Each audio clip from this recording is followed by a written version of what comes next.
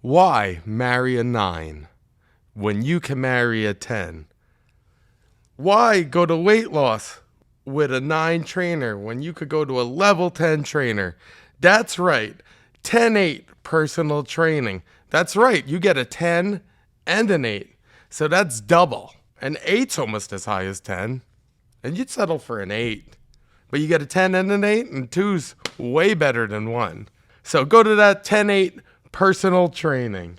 Get yourself a 10 and an 8 in personal training for free. Go ahead, call my man Captain Cranberry. He's a 10 as a dad and an 8 as a superhero.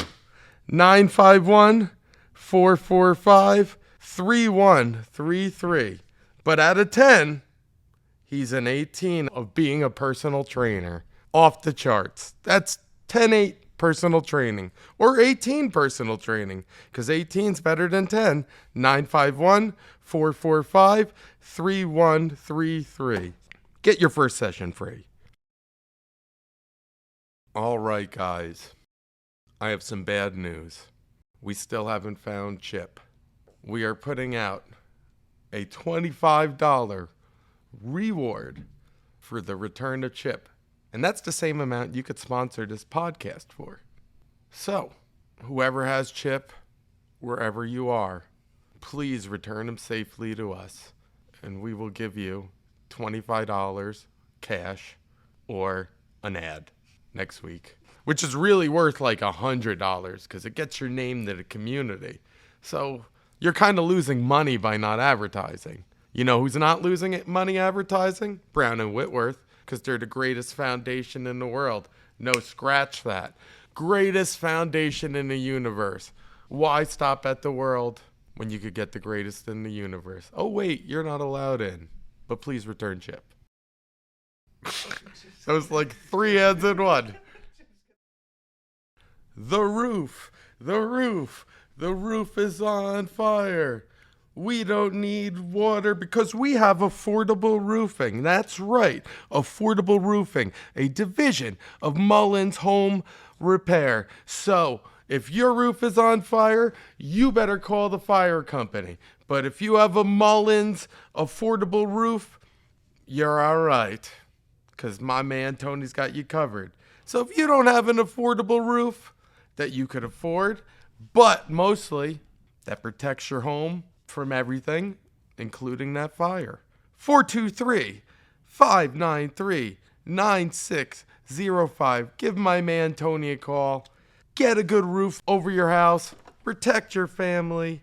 Keep the fire out. Call 423-593-9605. My house is falling apart. The siding looks like shit, and I don't know what to do. I'm in the Chattanooga area, and I might also be in Cleveland. I don't know who to call. I need exterior home soft washing, driveway cleaning, deck patio cleaning, gutter cleaning and brightening, and so much more. So call Elite Clean Chattanooga, 423-389-4771. They do Christmas lights and also holiday lights, exclusively holiday lights, because they want to.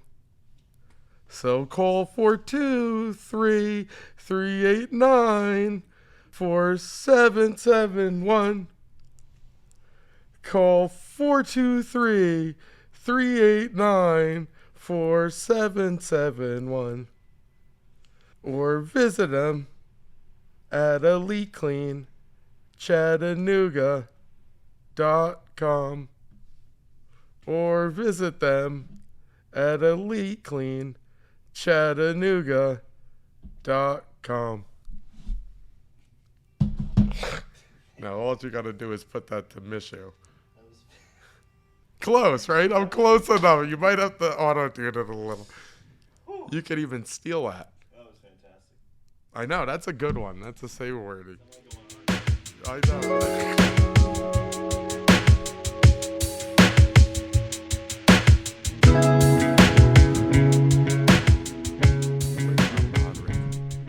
Welcome to the Militia MMA podcast. I'm your host, Tom Galicchia, and we found the most elusive guest in the world. He's so hard to get a hold of to do this podcast, but we got him on. Tom Galicchia, welcome to the show. Well, thank you for having me, Tom. So I'm doing this podcast myself today. Broderick no-showed me. So you know what I think? Broderick left after sparring. He rolled a little, so I'll cut him a little bit of slack. Then he left. I'm coming back. Just got to put the kids somewhere. And I think he dropped his kids off and then found another lady and put kids into her. That's what I think happened to Broderick. And he didn't even answer my call. Like, I texted him after it was a little ridiculous that he wasn't here yet. No call, no show. Then, after 2 calls, I'm like, I think I'm going to have to do this solo. Me and Bobby are hanging out. It's Saturday, enjoying ourselves. So, which is funny. We spent about 2 hours with like a podcast-worthy conversation. But we were like, da-da-da-da-da, Broderick's coming. Let's not do backup. And then he didn't come. And now we can't. I couldn't even get him on here and recreate the things. Just couldn't do it. So we'll get him on again. Broderick, he's pushed back, but he's one of the OGs, so he's a little bit forward. So I still got to get him on. He's got a Muay Thai fight. I think I'm going to have to ambush podcast him or something. But he's probably making another baby right now. They say patterns repeat themselves.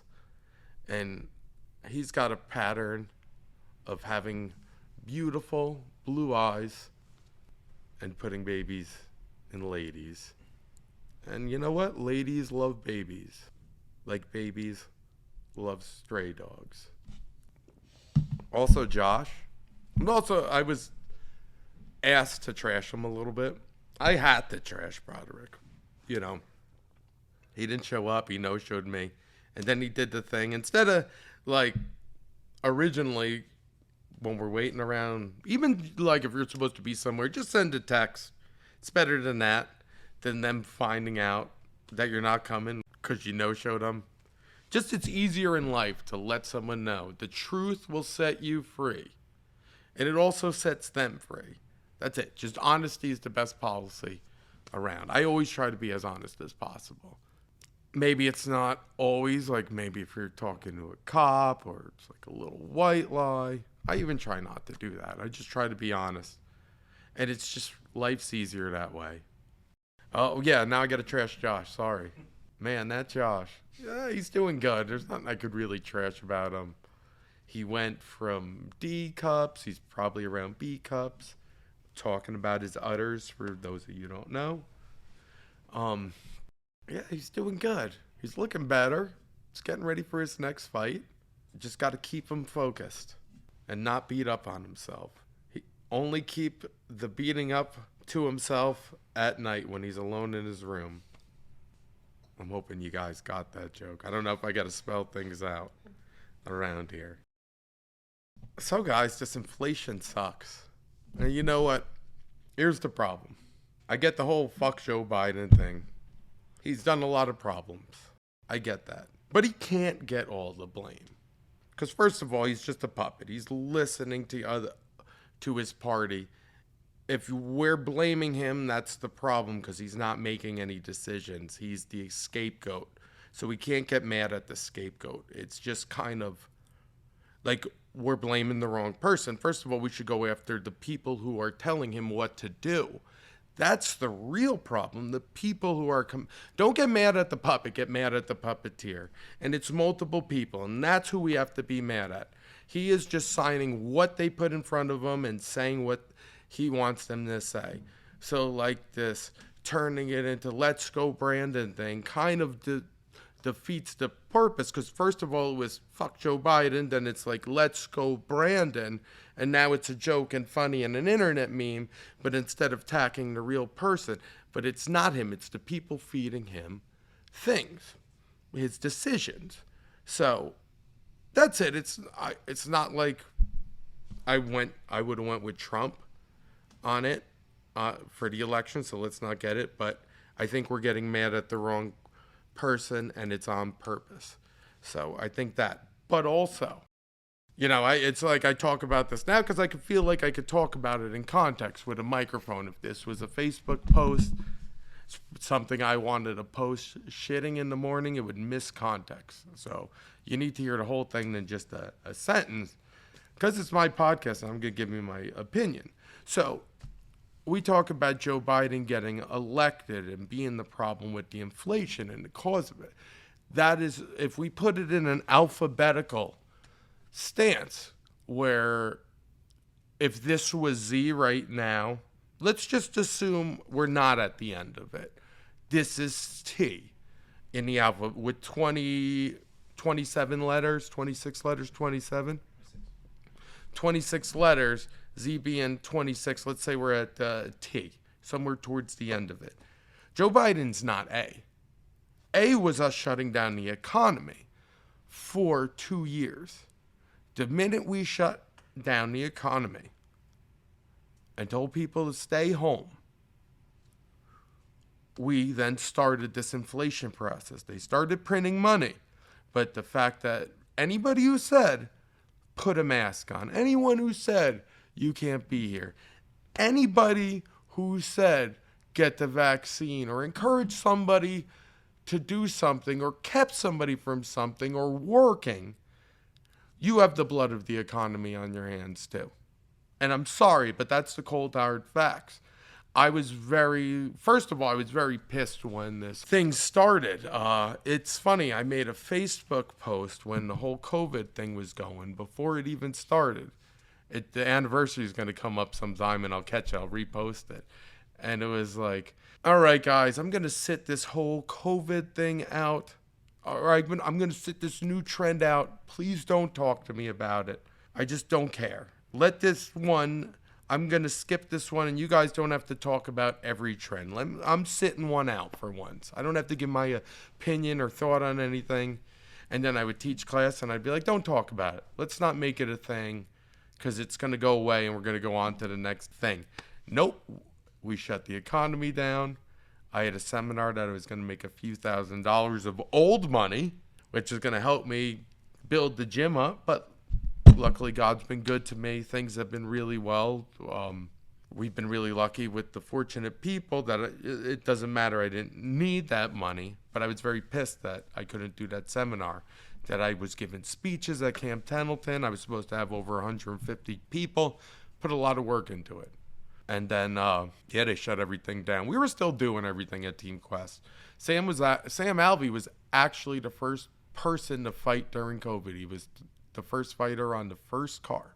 And that's kind of amazing because he was actually the first professional sports athlete to compete during COVID times. So that's so awesome. That's such a chip on his shoulder. Two people could say that, him and the guy he fought. Then, there was Chael Sonnen. He had a pro card in a silo in a barn. But, all these MMA guys were kind of hip to, just take care of your immune system. Eat the right things. If you didn't take care of yourself, it wasn't anybody else's problem. As humans, we have an obligation to eat the right things, put the right things into our body, not take our body for granted, not take life for granted, not take our shell for granted. I mean, we're all just squids, brains with connecting stems, whatever you want to call them, to our body. So that's it. This is just our shell, but we got to take care of it. We were given it as a gift, no matter what you believe in, but it's your duty to take care of it. And if you neglected it and you get sick and die, it's nobody's fault but your own, because you neglected to take care of yourself. Nobody should have to adjust their life around you because you neglected your human obligations. So I went a little off on that. So because we shut the economy down, that's why we had inflation. That's A. Trump print money too. People are mad about this whole college thing. I got a friend who kept 8 people employed during the whole COVID thing and didn't shut down. He got like over $160,000. And I'm very happy for him. And he did the right thing not shutting down. But that's 16 people there. So if you can't allow one person and not the other to get the benefits. So I'm not getting it because I'm not getting anything. It's not that, well, I have 1099, but I opened in the heat of COVID, like in the middle of it. But I had all intentions. It's actually, I was looking at this gym before COVID. I found an area further down Ringgold Road 2 months before. I was like, all right, let's sign it. Let's do it. I want to do it. Found a place, came out here. As soon as I left, they're like, nah, there's an existing business there. And instead of raising rent and getting you there, we're going to keep this one because we don't know if you're going to make it. So it was like a wasted trip. Then I was like, oh, shit. I was like, all right, next time I'm going to line up even more and not make that mistake. My secondary one said, we're getting a Planet Fitness. So I had a 2. So we're not going to allow you in. Guess what? They never got a Planet Fitness.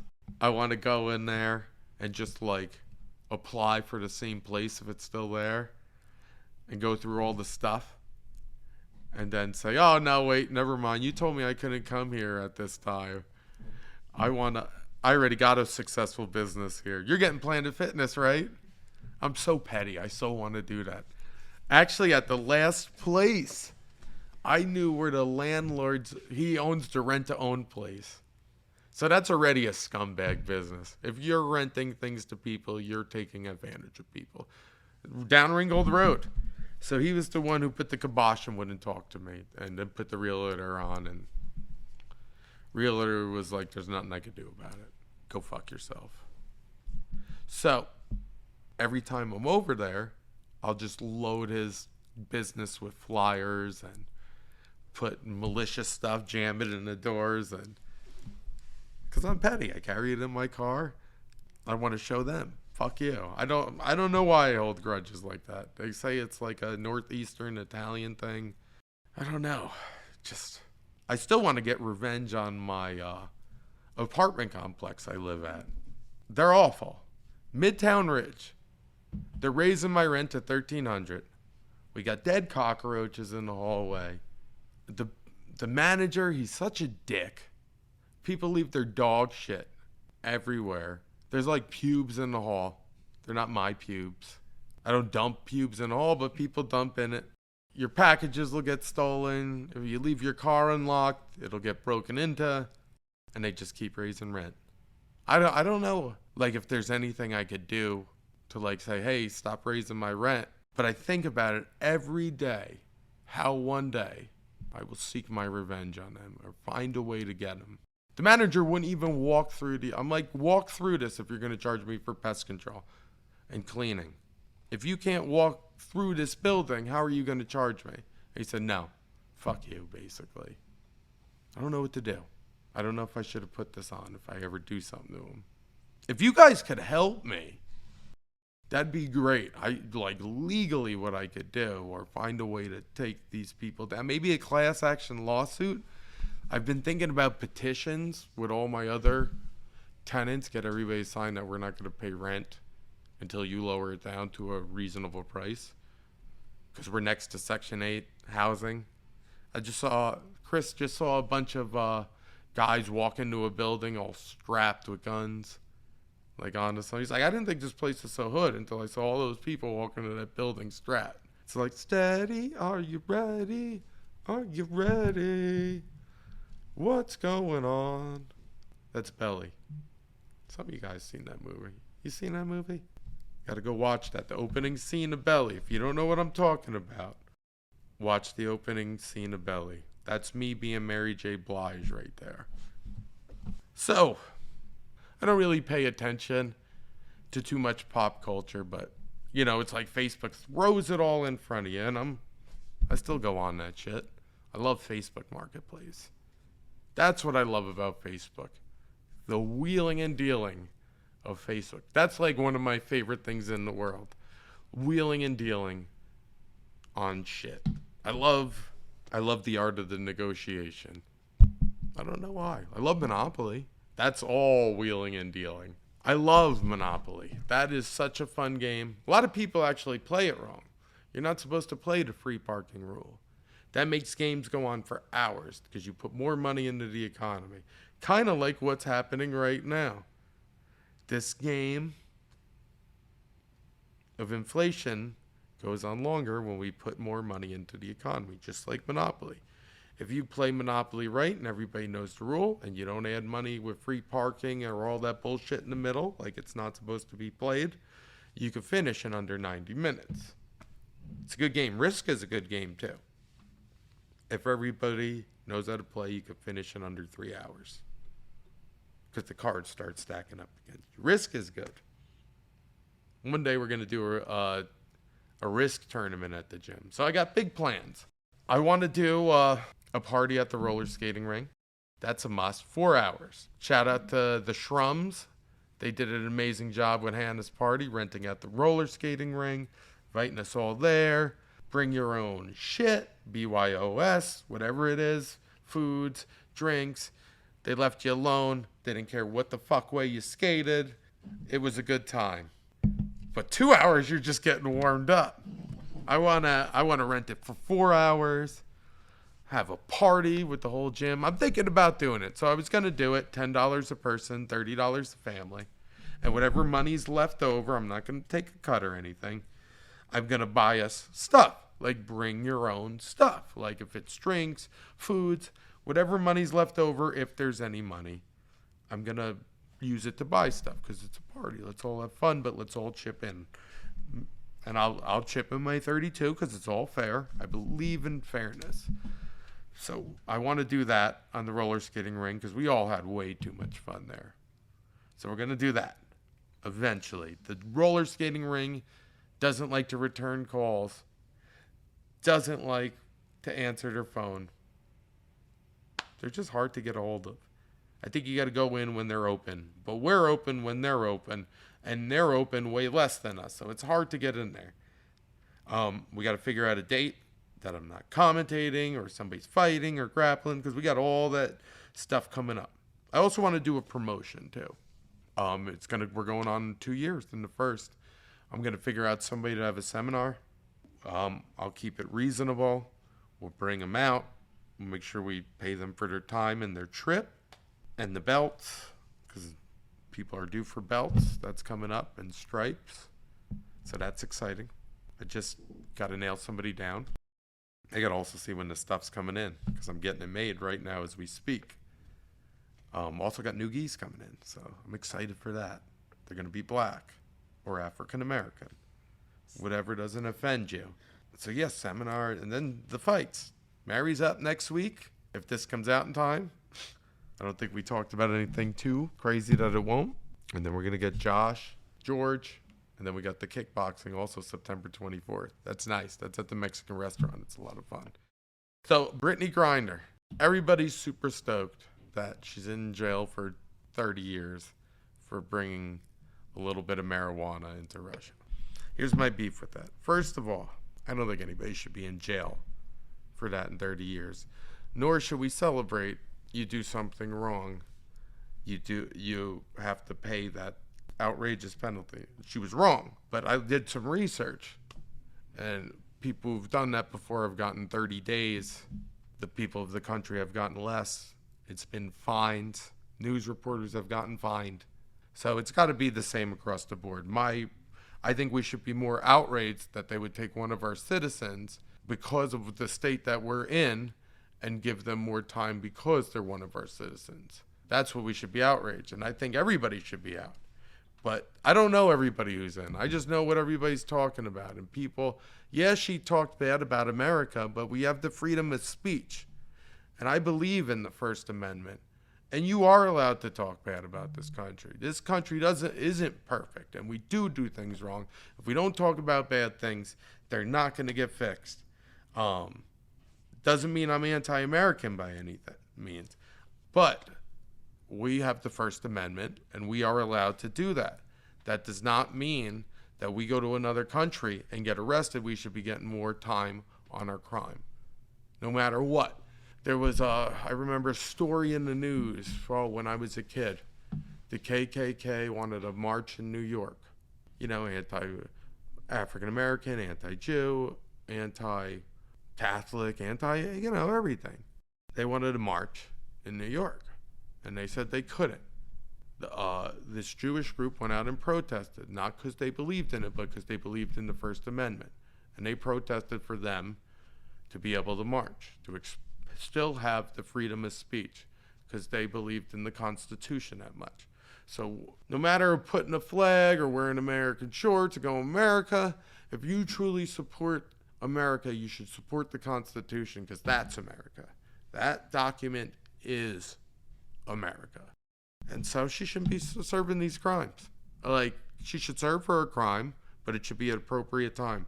We should not condone a country that's mad at us to give Americans more time. That's it. That's the problem. First Amendment protects their right. I don't care what she says. Nobody watches the WNBA. Like, I say some dumb shit all the time, too. Nobody likes who they were in their 20s.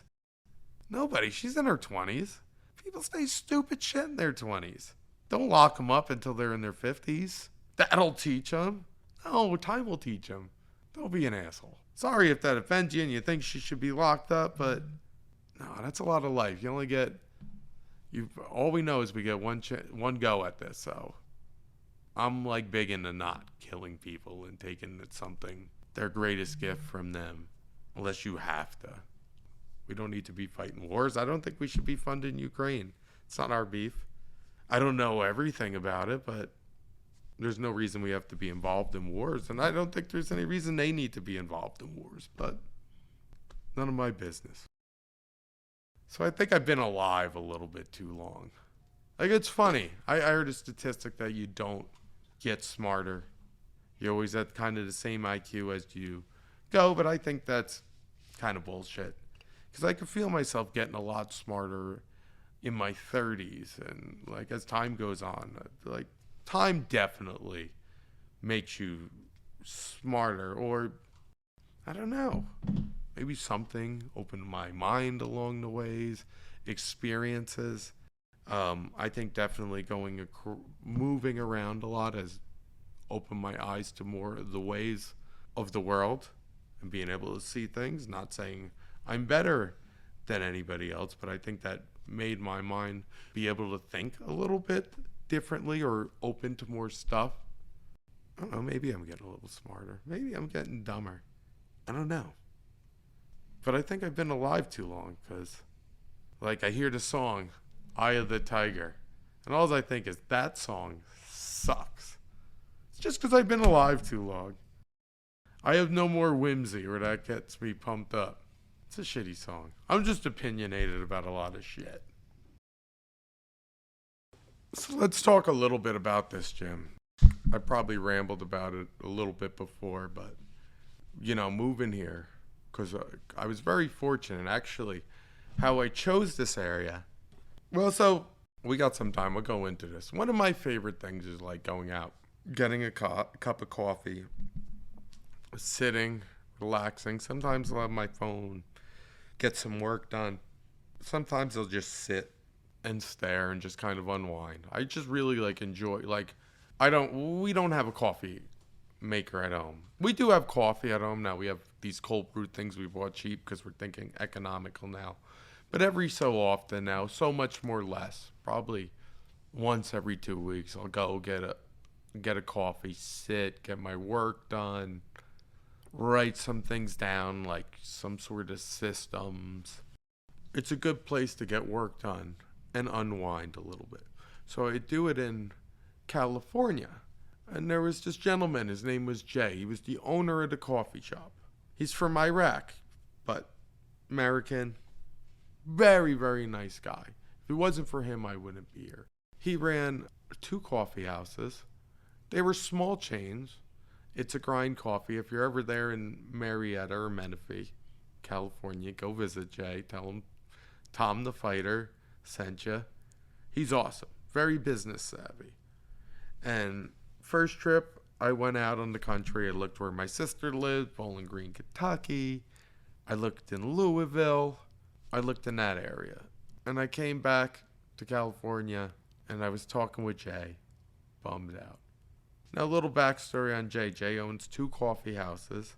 And what he does is he just hangs out at the coffee house all day and talks to the customers sitting there. He doesn't micromanage the people working there. He just sits there and he chats with the customers and gets to know them and hangs out all day. He doesn't want to get behind and work, but he's still there, policing his business, but without micromanaging. He runs a great ship. He every day would sit to me and talk to me when he was there. And then I told him about it. He's like, check out Chattanooga. Chattanooga's so cool. I go visit every year. He's like, it's an amazing city. And I also talked to another buddy. He says, put everything into a math problem. So I looked at my variables. I told you about them earlier. Cost of the building, population size, median income. And Chattanooga hit everything. I came and visited. It was cool. I looked at those places, like I said earlier. Then, heat of COVID. Came out another time. I found this place. It was reasonable. Best decision I've ever made. I'm very, very pleased with everything at the gym. I think I've been doing a pretty good job of keeping the culture up to par. Like, a member doesn't really fit in here or is going to be a poison, we ask them to leave. That's very, very important to a gym. I just heard that recently from a gym owner I respect. Elliot Marshall, one of my coaches on the Ultimate Fighter, shout out. He runs Easton MMA, and they're one of the most successfully run gyms in the world. He talks about keeping the culture. And it's not like, so we do the free weeks. So the free weeks for you guys to see if you like it, and it's also for me to see if I like you. I've done a lot of things. I've coached a lot of places. It's very important I keep this culture and keep the martial art going.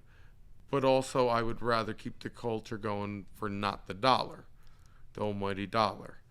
I'm really big into not screwing people on money, but because good business goes far. If you're a good business owner and you do people right, sure, a couple people are going to get mad. People are going to get mad all the time, but that's what makes you go ahead, doing right, not looking at the dollar.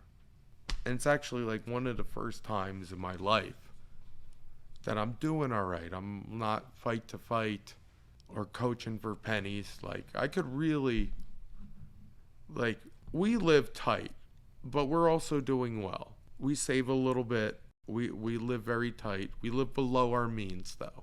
And that's important. Living below your means is what gets you ahead.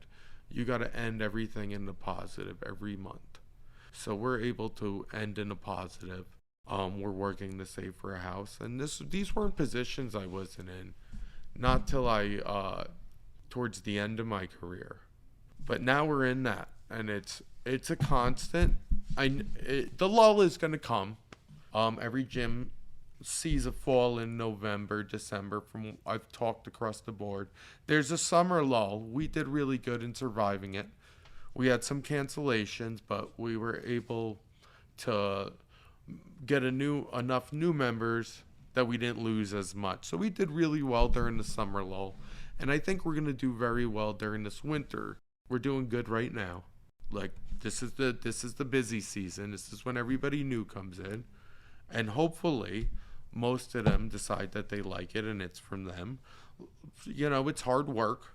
It's hard to compete with the TV, the couch, the video games, the creature comforts in life. So it's hard to come to the gym and especially find enjoyment when all you're doing is losing in the beginning. And it feels like you're not getting far. So, you know, you got to stick to something for 90 days. So there's going to be some of the new is going to drop off. And then that's going to happen. And then some of the people who aren't coming are going to drop off too. Probably end of October, November, till just like the weekend after Christmas. But it's nice that now I didn't realize that lull came last year. So we did Fight Shape, and then I was like, all right, we're going good because things are just going up. But, you know, you go from over 100 members to now you're in 70, and now you're offering keeping the gym open so many hours. It's unfortunately, that was the wrong move to make at the wrong time. maybe the right move at the wrong time. So there was the lull, and then it was like, oh man, we're tight. We're very tight. But then we survived that, and now we're just in a really good place. It's nice being 5-0, but I know my days are numbered. Doing everything I can to be 5-0 with our amateur fight team. Which is funny, when guys start going pro, we're going to have a new, our pro team. But right now, it's like, all right, the amateur team is the 5-0. Because I'm a fighter most of my life. I've been fighting and training. So, of course, my number one is, like, I want to make sure my guys fight the best. I also love all ends of that. So I want great grapplers. I want great wrestlers. I want great strikers. That's why we do Muay Thai. That's why we have guys doing boxing. That's why we're trying to do these grappling tournaments. I hope I'm not, like, tooting my own horn. I'm totally not trying to pat myself on the back. I'm just trying to explain where I'm coming from. Because I don't take a compliment very well. I don't know what it is. I think it was daddy issues. I don't take compliments very well. But I don't know how to take them. It's weird. Because there could always be better. There was one of my old boxing coaches always said that the confidence of the amateurs is the envy of the professionals. Meaning, like, if you're an amateur, you're going to think, I'm the best. I'm this. I'm that. Nothing's wrong. I'm going to the top. The professionals are like, does this make sense? Why does it make sense? Does it really make sense? Always second guessing. Always, because if you're not sure all the time, which is, as a professional, you got to be confident. But according to the saying, the professional's always guessing. Is always trying to look to make sure. Not guessing, always trying to make sure that it makes sense. Or that it's the right answer. The amateur says it's right. And this is right, and only this is right. That's what I was always told. Fred Killian, shout out. That was one of my old boxing coaches out in New Jersey. I think he's in, like, Yugoslavia right now. He's the man. He had, like, a kid in his 60s. His wife was, like, he was 60, maybe 59. His wife was 43. It's like third marriage. Fucking beast. Could rip kettlebells. Look like jacked Mr. Clean. It's always good to hear from old coaches. So I am very happy. I think we're at 112 members. That's amazing. Hopefully through the lull, we can keep them. But I'm just happy. All the classes are going well. Everybody's progressing. That's the main thing, that people are progressing. I do want to get some more coaches in. I do plan on it, but I really want to import coaches more than take coaches from around the area. It'd be different if they've moved here, but I don't really want people in this little martial arts bubble that's here, all the same characters showing up. Because I also want to keep it closed. I don't really want outsiders in so much. I love visiting fighters and everything, but, like, people from other gyms really in, unless I really know and trust them, or traveling people. But in this local bubble, I like to keep our stuff separate. And I don't really like to know much about the other gyms around here. I don't want to be up to date on their stuff. I like to just keep my head down and work on me. That's my God's honest truth. There's been in the martial arts game so long, since 19. That's not counting wrestling, since 4th grade. I don't want drama. I don't want, let's put our pitchforks up against these people. Now, granted, of course, I want to have more members. I want to be at 200 members. I want my guys to stay undefeated. If my guys go against the guys from the other gym, I want them to win. Of course. I probably want them to win a little more because we're all in the same area. But I also don't want to get like, fuck that guy. He's wearing a shirt from a different gym. I don't really know anybody around this area, and I don't want to. I only want to know the people who walk through my doors. God's honest truth. I only want to hang out with you if you come to my gym. If you don't come here, I don't want to hang out. It's not bad. I just have so little time. But if you're not in here working out with me and I'm seeing you every day and you're working hard and accomplishing your goals, that's who I want to hang out with. Because I see every day you guys are all my close friends. You're all my family. And I hate to throw that around. We're family, blah, blah, blah. But I totally hate throwing that around. It's so lame. I hate like all the lame shit everybody. I hate chakas. Like where you stick the thumb and the pinky out. I think that's so lame.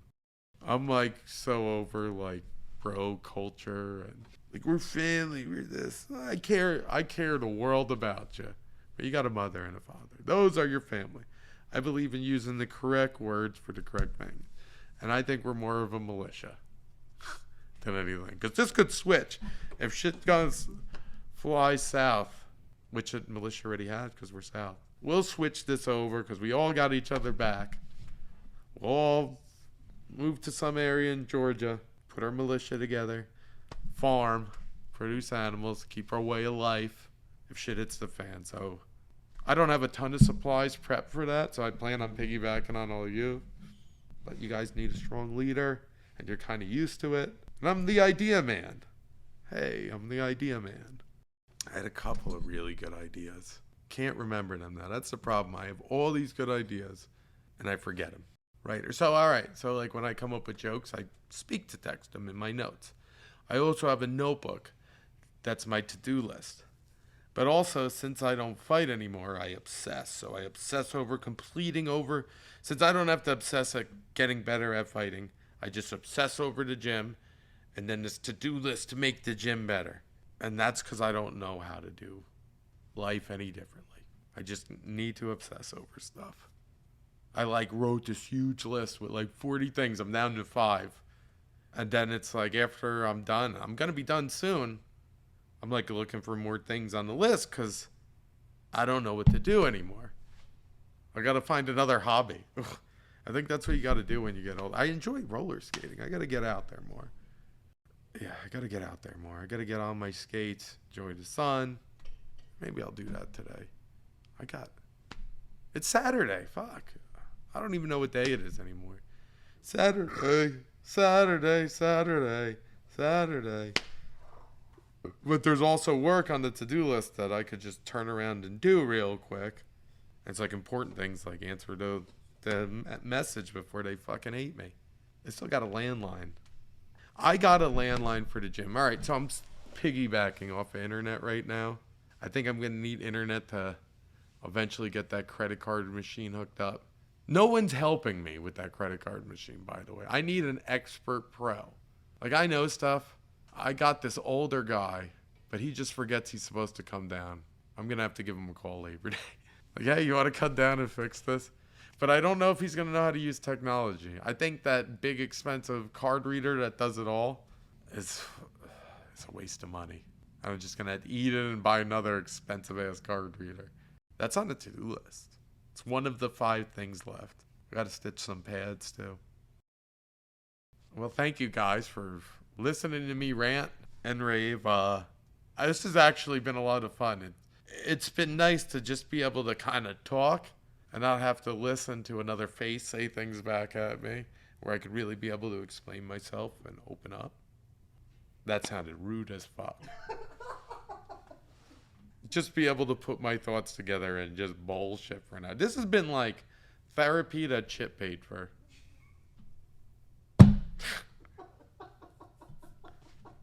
I hope you guys liked it. This has been awfully therapeutic. I loved it. Maybe we'll do this again sometime. Next time Broderick's on. I'm doing quotation fingers. Thank you guys for tuning in. Most of all, thank you guys for coming to my gym, listening to this. You guys listen to me ramble for God knows how long. You get to come in and hear it again. Thank you guys.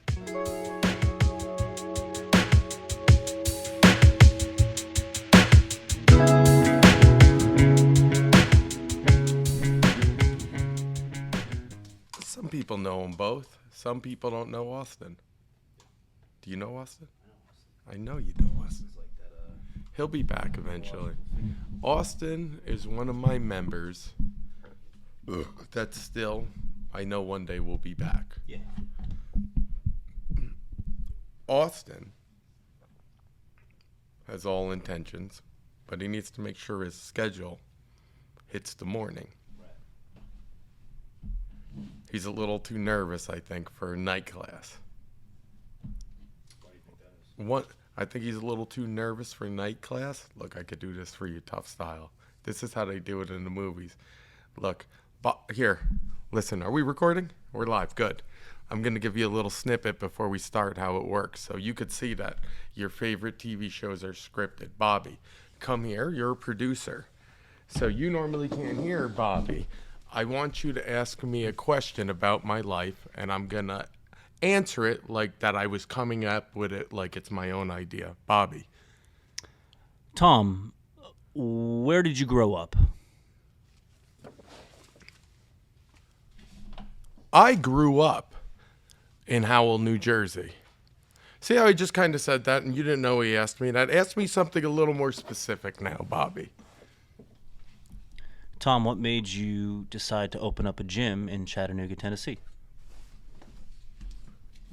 Okay, so I decided to open this gym in Chattanooga, Tennessee, because I saw there was a need for high-level instructors. I could be the big fish in the small pond. I could afford to open the business here. And I saw there was a huge population with a good median income. And I could get buildings cheap, like my building, a building to rent, to live in. So I put it all in the math problem, and this beat out all the other cities. So that's why I decided to move here and open this gym. You see, and now you didn't know my producer, Bobby, asked me that question. So if he would ask me something like, Tom, what made you want to wear black pants today? Instead of say, I wore black pants today, or answering the question. So, okay, so if I was answering it, why I wore black pants, if someone asked me that, I would say, because I felt like it. Now you know that it was because I was just answering a question. If they just played a soundbite of I just felt like it, you wouldn't know what I was talking about, and you would just hear that I was answering a question, opposed to me saying, I wore these black pants because.